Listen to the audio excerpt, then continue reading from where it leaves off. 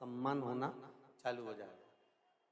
और देवऋषि नारद कर रहे थे प्रवचन और सत्संग, और मालूम पड़े इतने में जैसे ही भूत भावन भूतेश्वर शंकर भगवान आए, और शंकर भगवान जैसे ही पहुंचे और पहुंचते से ही नारद जी स्वयं शिव जी को देख लिए। भगवान विष्णु उठे, लक्ष्मी मैया आई, आदर सम्मान सत्कार किया, दौड़कर पहुंचे। भोलेनाथ जी ने पार्वती जी से कहा, पार्वती मैंने तुझे पहले ही कहा था, देख ले जगत जननी देख, मैंने तुझसे कहा था ना कि ये सम्मान चालू हो जाएगा, आदर चालू हो जाएगा। शंकर भगवान ने कहा, पार्वती मैं जितनी देर यहां बैठूंगा उतनी देर ये आदर ये सम्मान चलता रहेगा। शिव महापुराण की कथा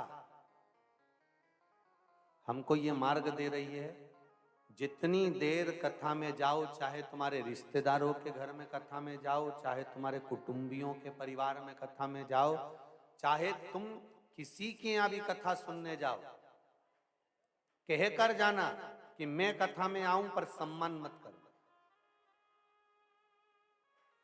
मैं बैठूं, हाँ कोई संत आए, कोई साधु आए, कोई सन्यासी आए, कोई तपस्वी आए, कोई वक्ता आए, कोई श्रेष्ठवान आए तो ठीक है, सम्मान हो, पर मैं श्रोता हूं, मुझे केवल ग्रहण करना,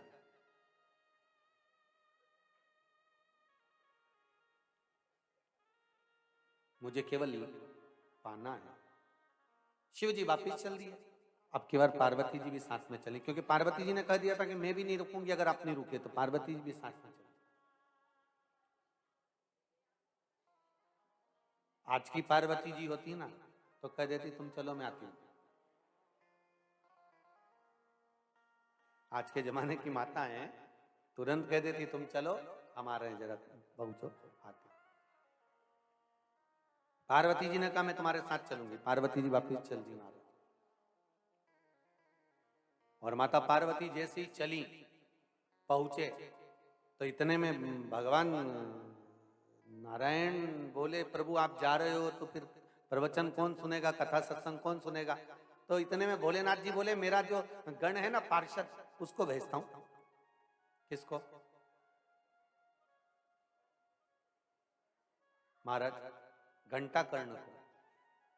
अब घंटा कर्ण को भगवान ने बुलाया और बुलाते से कहा जाओ जरा वैकुंठ को जाओ।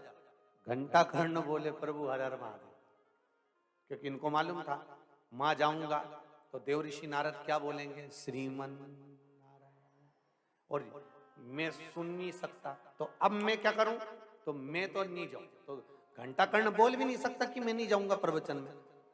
अब भगवान ने पूछ लिया, भगवान विष्णु ने, कि घंटा कर्ण तुमको वैकुंठ जाना पड़ेगा। घंटा कर्ण बोले, नहीं प्रभु मैं वैकुंठ नहीं जाऊंगा। क्यों नहीं जाओगे? घंटा कर्ण बोले, प्रभु मुझे श्री गणेश जी महाराज ने बुलाया है। भगवान बोले, गणेश जी ने तुमको बुलाया? हाँ, क्या काम से बुलाया? गणेश जी को बुला। जो गणेश जी को बुलाया तो गणेश जी से कहा तुमने घंटा कर्ण को बुलाया? तो गणेश जी बोले, ये घंटे की मुझको क्या जरूरत,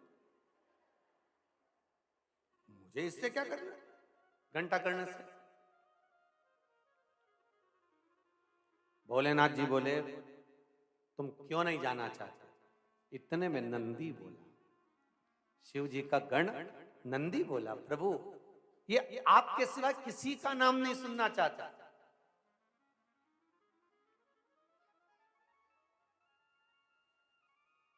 और अगर कोई शिव की निंदा कर दे तो ये कानों के घंटे बजा बजा के खुद के कान तो क्या हो, दूसरे के फोड़ दे। इसका नाम ही घंटा कर्ण। बड़ा विचित्र है महाराज, आज के समय में कोई शिव की निंदा कर दे, कोई कह दे शंकर की निंदा, फिर एक माता जवाब नहीं देती, जितनी बैठी होगी ना पूजन में वो ऐसी घूर के देखेगी, उतने में तो जिसने शंकर जी की निंदा करी बापड़ा के पसीना छूट जाए, कहीं ये जगदम्बा चंद्र घंटा स्कंदा कुसमांडा नोई देवी इकट्ठी नहीं हो जाए। शिव की निंदा हम नहीं सुन सकते, शंकर का भजन करना है हमको, हमें हमें शिव निंदा नहीं सुनना। हम थोड़ी देर के लिए भगवान की भक्ति में आते हैं, हम थोड़ी देर के लिए मंदिर आते हैं, हम थोड़ी देर के लिए उपासना में आते हैं, तो हम शंकर की निंदा सुनने के लिए नहीं आते, हम शंकर का भजन करने के लिए, हम नहीं सुन सकते।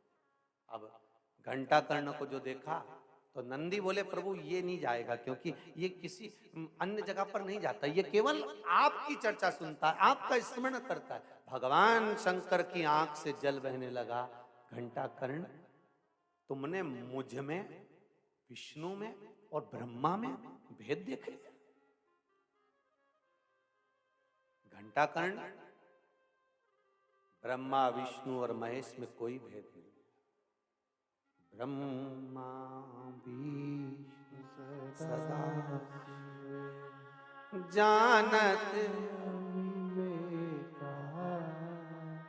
स्वामी जानत अविवेका प्रणवाक्षर के मध्य ओम अक्षर के मध्य यह तीनों